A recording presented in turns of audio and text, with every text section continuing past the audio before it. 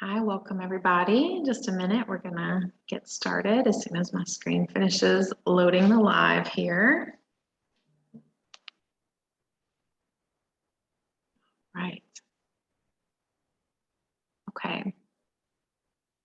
Today this will probably be short. I feel like usually when I say that it's not short. I want to talk a little bit about this concept of choice, that we have the choice and the power and the agency to do what we want in life. And this is something I talk about a lot because it's a hard concept for us to grasp after surviving narcissistic abuse, where we're so used to somebody else calling the shots and having to defer to others. Even just, as women in our society, I think we're kind of cultured to be codependent and defer to others. And then you add that really just like the covert, just all manipulation and everything on top of that we've all experienced, then it's even harder to stay in this mindset of oh, I actually can make choices. I can do what I want. And there's a couple of reasons why this topic is on my mind this week. One is that we've got Thanksgiving coming up next week, and then the Hanukkah and Christmas and Kwanzaa and whatever you celebrate after that. And, this is just a big time of year where, we're used to certain traditions that we have followed, certain, with our family, whether it's your family of origin or with your former spouse or, significant other. It's a time where a lot of anniversary reactions can occur, like we talked about last time. Both good and bad memories come up. And I really want to encourage you that whether this is your first Thanksgiving out of the abusive relationship or whether you've experienced this several times, I want to encourage you that this is really a chance for you to decide what you want to do. And it doesn't mean that whatever you do this year, you have to do every Thanksgiving for the rest of your life.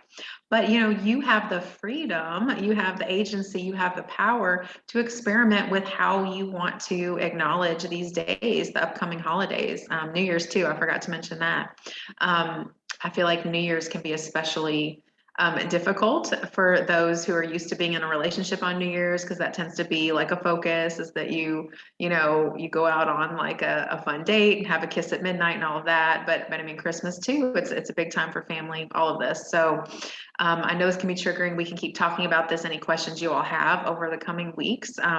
If you're feeling triggered and struggling to come up with what your new routines and traditions are around this holiday season. So yeah, my message around that with the holidays is do what you want, experiment with what seems fun to you. I remember some of you may have had this experience just with your family of origin as everyone ages. If there aren't a lot of like kids in the family yet, or even if there are, you can alter your traditions. When I was in my 20s, my sister and I were in our 20s, and it was just us and our mom, and nobody was married, nobody had kids. We got in the routine of having Chinese food, Chinese takeout on Christmas Eve. And Christmas Eve was my mother's birthday, and we would all go to church together that evening, that was her choice. She liked to do that. We'd go to church at 5 o'clock, and afterwards we would get Chinese takeout. And that was a tradition that we really enjoyed, versus when we were kids, she felt like, oh, this is when we have like our big meal or whatever. But it was her birthday, so we did what she wanted to do. We had Chinese food, and that became part of our tradition, as my sister and I were adult, children in the family. So that's one example. But, for me now, Thanksgiving, it was stressful for me when I was married, because he had a big family who really, he would describe them as close, but there was a lot of what I would call parallel play, which is like what toddlers do, where they're kind of playing next to each other and not really interacting and engaging because they just don't know how to do that yet socially. But that's kind of what some families do, right? We're all sitting and watching TV together or looking at our phones, and, we're not really engaging. And that's kind of how his family was. And I never like really enjoyed my time at those big gatherings. I felt overwhelmed because I was used to a very small family. And so for me, it's actually been a relief to come out of that and just be able to have my Thanksgiving days be peaceful and alone. I don't have family in town. It's not a time where I try to get together with family. We do that for other holidays. But for Thanksgiving, my daughter for most of the day is with her dad, and then she comes home in the evening. And so we've gotten in the tradition of, even though I'm not big into Christmas decorations, my daughter is. So that evening of Thanksgiving, we'll put up our Christmas decorations together. But earlier in that day, I just have some peaceful time to myself. And I might cook, my favorite kind of Thanksgiving dishes. I love sweet potatoes, so I might make something with sweet potatoes, or I might not. And I'll do what I want and intentionally just like not leave the house that day, because things are closed anyway. And I really enjoy that time to myself. And so, I think we can get in this mode of, again, back to those sort of codependent behaviors, trying to do what we think others expect of us. So if someone has invited you to a gathering, but you don't want to go, or maybe you do want to go, but you're afraid to ask a friend if you can come to their gathering, right? Either way, like we're afraid of offending people, and we just want to do what others are comfortable with or please them, but you can do what you want. So if it seems like you're going to be alone and you don't want to be, then find someone to go be with. If ask them, don't be afraid to ask. Maybe you have a family gathering you go to with your family, but that feels awkward to you now, or whatever, you're just not in the mood to do it all day. Maybe you plan to be there for part of that time, and then you want to go take a walk, for that evening, or maybe you want to do that morning and then come to the family gathering later.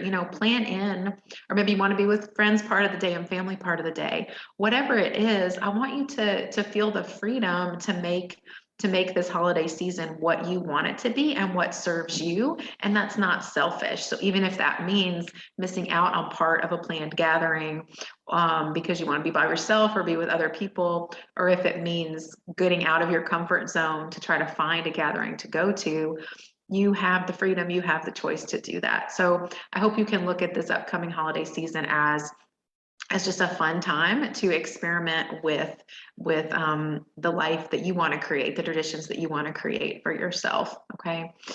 And then the other reason I was thinking about this kind of idea of just like we have the freedom and choice to do what we want is, I don't think I've mentioned this yet on a call, that I back in the summer, I believe it was in July, I submitted a proposal to be a presenter at a counseling conference, a local state counseling conference that occurred. It actually just occurred earlier this week. And way back in July, I had to make the decision to submit that proposal, or, that's when it was due. And that was a big out of the box thing for me to do. And I wonder if you all can relate to this sort of thought process I had gone through. So I had attended this counseling conference, for several years, and some of the presenters for these little breakout sessions at the conference are just not that great, and it's just a state conference, the State Counseling Association, and they do the best they can. But some people, you're not getting very practical tools for your profession. It's just boring or whatever. And so I had thought, I could do better than this. Like, I could do a good presentation. Like, I understand what the people sitting here listening want to hear, the types of tangible kind of tools and things that they want. And I could do better than that. And I had thought that for a few years. And then finally, because of continued self-work that I'm doing on my confidence and realizing that I have choices in my life, I can make my life what I want, I was able to build up the courage to finally put in a proposal to present. That was accepted, and then I did present this past Tuesday, a couple of days ago. And it went so well. It went really well. I was confident. I wasn't super nervous. I was nervous about logistical things and kind of getting there on time and everything. But once that worked out, I was fine. I got really great feedback. And I don't think it's too kind of arrogant or too prideful to say that my presentation was better than a couple of the other ones that I attended, other people's presentations this week. And so, there were a couple that I enjoyed, and there were a couple that I was like, oh, this is boring. This isn't hitting the mark. It's not what I expected. And I know that my presentation was better.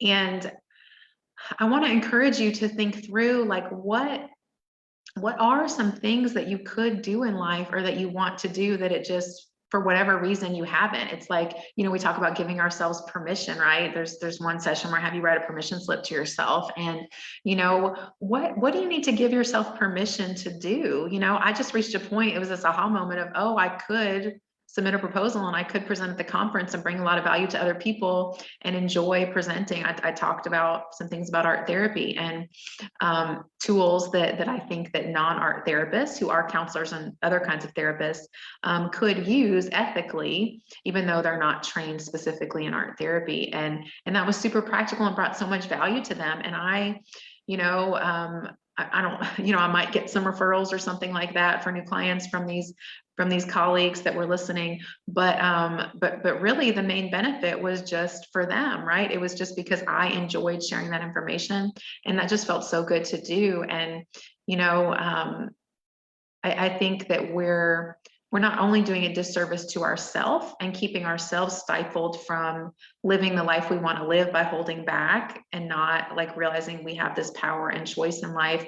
But, you know, I think we're doing a disservice to others, because as we step more and more into our power and more into our true self, you know, redefining yourself into who you want to be, as we step more and more into that person, you know, that helps others too, right? Like if we're showing up as our best selves, that is doing a great service to other people in the world, whether you're in a helping profession or not, whether you're presenting at a conference or not, just who you are. If you're showing up as your best self, that helps other people.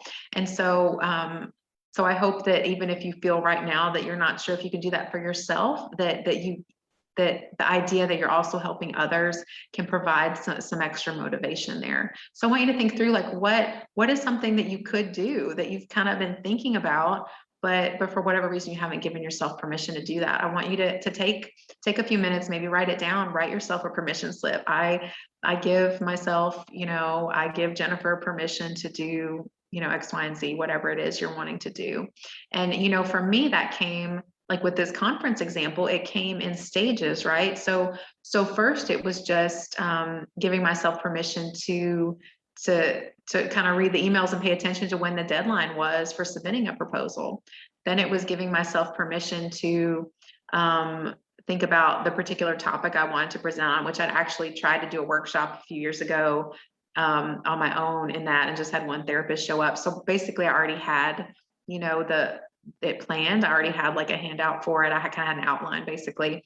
So giving myself permission to just do that. And it wasn't like I was repeating something, you know, because only one person had heard it. So giving myself permission to present on that topic, then giving myself permission to go ahead and submit a proposal. I thought I'd missed the deadline even, and I had to, and I emailed them. This is interesting. So I reached a point where I thought, oh, I just missed the deadline. I was mistaken on what the deadline was.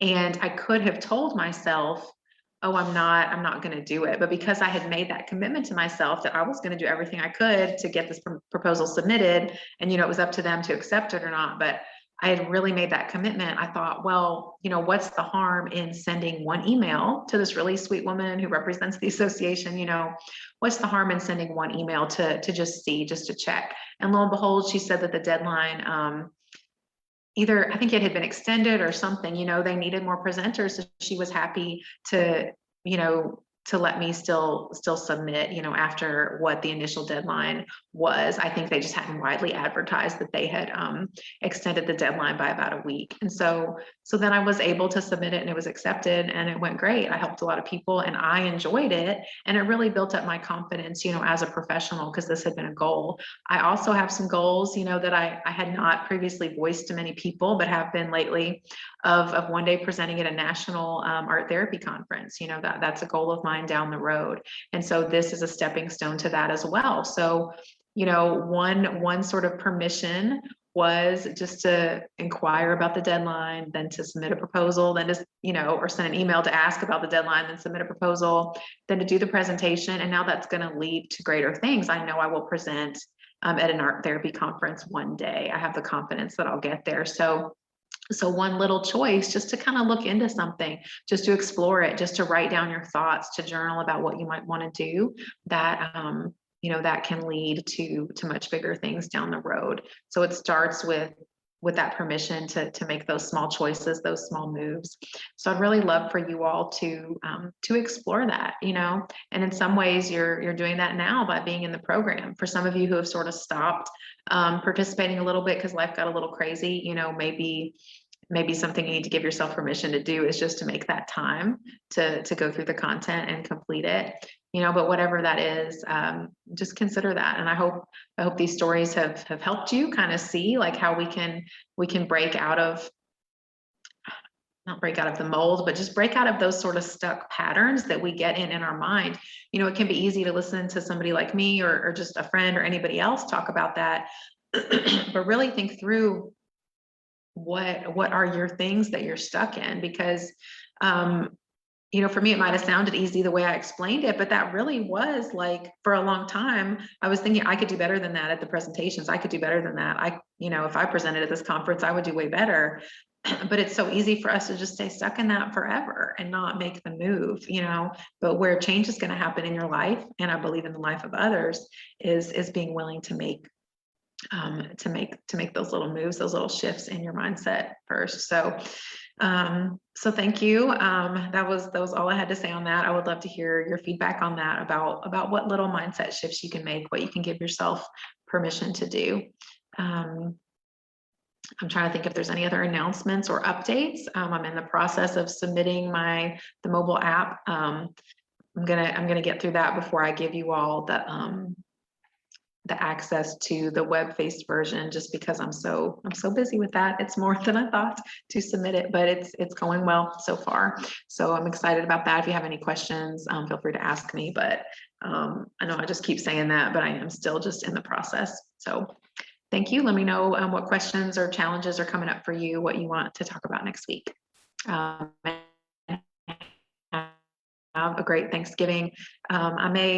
I don't know. I may go. I thought about maybe going live or posting something that day, Thanksgiving Day, or maybe that Friday in the other group, the Women Overcoming Narcissistic Abuse. So look out for that if you're feeling kind of down that day and need some connection with somebody. I'll probably be over in that group that day, and maybe I'll put it here too. All right.